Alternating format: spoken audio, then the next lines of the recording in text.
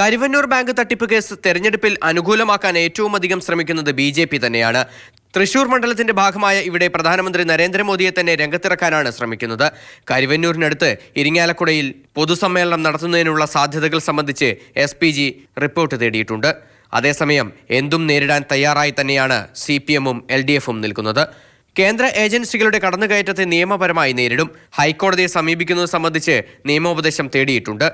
മോദി 3 തവണയല്ല 26-ാം തീയതി വരെ ഇവിടെ നിന്നാലും തൃശൂർ കിട്ടില്ലെന്ന് പരിഹസിക്കുകയാണ് MV ഗോവിന്ദൻ. അദ്ദേഹം ഇവിടെ തന്നെ ഇനി 26-ാം തീയതി വരെ 25-ാം തീയതി വരെ താമസിച്ചാലും യാതൊരു കുഴപ്പമില്ല. അതേസമയം BJPക്കല്ല കരുവന്നൂർ തട്ടിപ്പിൽ CPM-നെതിരെ ജനങ്ങൾ വോട്ട് ചെയ്യുക UDF-നാകും എന്ന ആത്മവിശ്വാസമാണ് K മുരളീധരന്. മാർക്സിസ്റ്റ് പാർട്ടി കേരളത്തിൽ നിലനിൽക്കണം എന്നാഗ്രഹിക്കുന്ന യഥാർത്ഥ കമ്മ്യൂണിസ്റ്റുകാരും UDF-ന് വോട്ട് ചെയ്യും. കാരണം അവരുടെ ചെങ്കൊടിയനെ പിണറായി സംഘപരിവാറിന് പണയം വെച്ചിരിക്കുക.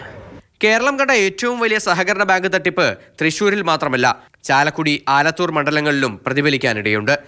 അത് ആർക്ക് ഗുണം ചെയ്യുമെന്നാണ് കാത്തിരുന്ന് കാണേണ്ടത്. ഈ ഇലക്ഷൻ കാലത്തും കരുവന്നൂർ ബാങ്ക് വിഷയം CPM-ന്റെ തലയ്ക്ക് മുകളിൽ ഒരു വാളായി നിലനിൽക്കുകയാണ്. പ്രതിപക്ഷ പാർട്ടികൾ ഈ സാഹചര്യം മുതലെടുത്ത് തങ്ങളുടെ വോട്ട് വർദ്ധിപ്പിക്കാനും ശ്രമിക്കുന്നു. മണികണ്ഠനൊപ്പം MS ലിഷോയ്, മാതൃഭൂമി ന്യൂസ്, തൃശൂർ.